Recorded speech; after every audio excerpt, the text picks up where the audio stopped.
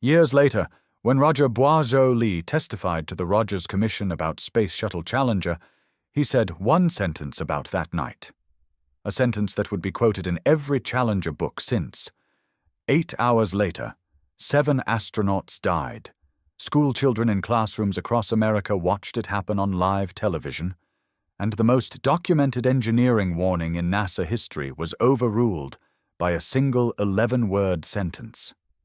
But to understand Boisjoli's testimony, you need to understand what happened in a Utah conference room 6 hours before Challenger launched, and what was in a memo titled "Help," written 7 months earlier, and what NASA had been ignoring for the 9 years before that, and why a physicist holding a glass of ice water would expose everything in 60 seconds of live television.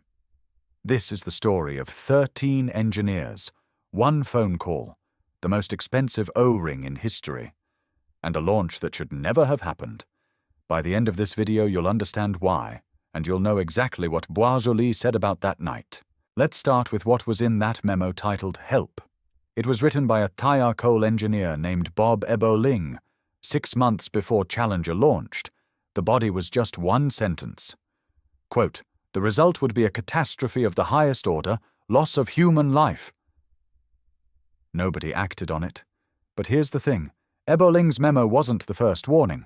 It was the latest. Since 1977, NASA had been documenting a problem with the solid rocket boosters. The seals between sections, called O-rings, were eroding, sometimes burning through. 24 shuttle flights between 1977 and 1985 showed O-ring damage. 3 flights showed something worse. Blow-by. Hot rocket gas bypassing the primary seal entirely. Each report carried the same classification. Criticality One.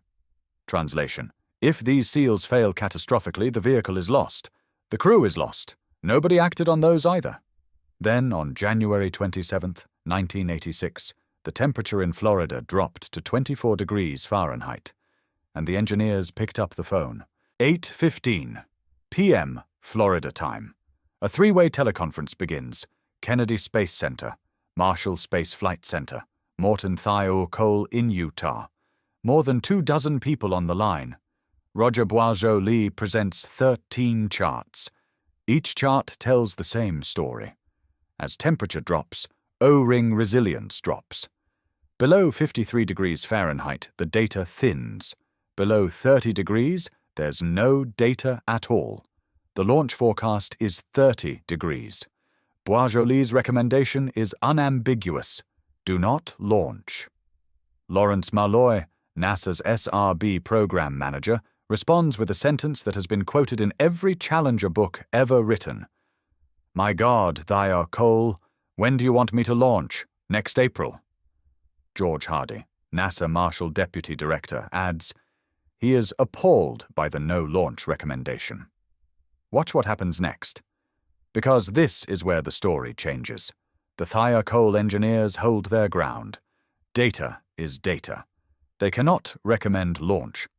So Thiokol management does something they've never done before. They request a private caucus.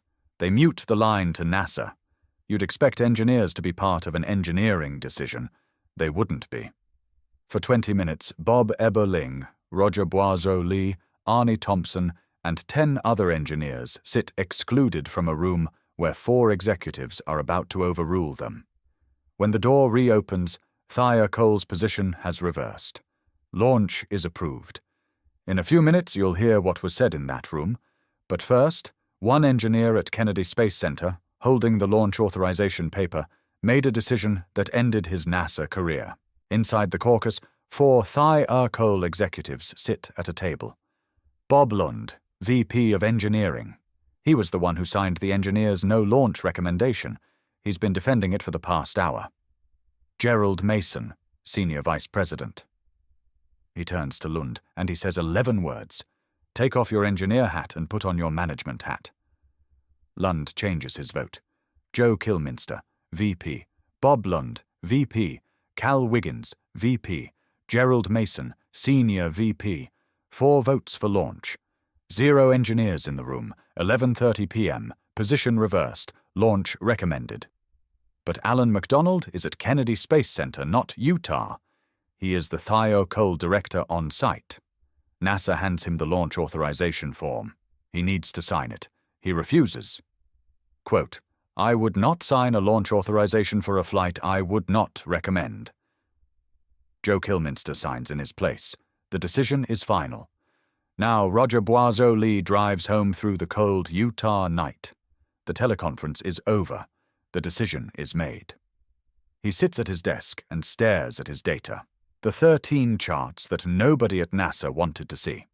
6 months later, he'll tell Congress exactly what he was thinking that night. We'll come back to those words at the end of this video. Right now, 12 hours before launch, ice is forming on the launch tower. McDonald is making one last phone call, and NASA is about to launch a spacecraft in conditions that no testing ever validated. 6:30 a.m., Launch Complex 39B, ice everywhere, hanging from the launch tower in chunks, coating the service structure. Some icicles are 18 inches long. The ice inspection team recommends delay. The launch director overrules them. Watch the temperature. 36 degrees Fahrenheit, exactly 17 degrees below Boisseau-Lee's no-launch threshold. 9 a.m. The crew suits up. Commander Dick Scobie, pilot Michael Smith, mission specialists Ronald McNair, Ellison Onizuka, Judith Resnick, payload specialist Gregory Jarvis, and Christa McAuliffe, the first civilian in space. McAuliffe is a New Hampshire teacher. She has 2 children. Scott, age 9. Caroline, age 6. Right now, they're at the Kennedy Space Center VIP stands. They're wearing matching jackets their mom picked out for them. They're holding small American flags. 11:38 a.m., T-minus 30 seconds. Across America, school children are watching live on television. Many of them are in classrooms. Their teachers have wheeled in TVs specially for this launch. The teacher in space is going up today. T-minus 6, 5, 4. Main engines ignite. 3, 2, 1. Solid rocket boosters fire. Liftoff. T plus 0.678 seconds. Watch the right SRB. A puff of black smoke. From the exact joint Boisseau-Lee's data predicted. From the exact failure mode chart 7 of his 13 charts had shown. NASA Mission Control does not see it. It lasts less than a second. T plus 58. Maximum dynamic pressure, T plus 70. Roger, go at throttle up.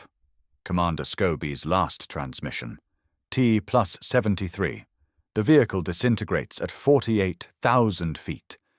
In the VIP stands, Christa McAuliffe's parents are watching. Her husband is watching. Scott and Caroline are still holding their flags. 16 days later, Roger's commission hearings, live television. Physicist Richard Feynman holds up a piece of O-ring material. He drops it in a glass of ice water. He removes it. The material has lost its resilience. It can't return to shape. 60 seconds of television reveals what NASA had known for 9 years. That O-ring cost $5 to manufacture. The investigation cost over $100 million. The crew cost was 7 lives. 2 weeks later, Roger Boisseau-Lee took the stand at the Rogers Commission. He was asked about the night of January 27th, about the teleconference, about the caucus, about the 11 words from Vice President Mason. He said 1 sentence, 8 words, that would be quoted for the next 4 decades. I argued like hell to stop the launch. They knew. They were warned. They launched anyway. Foreseen.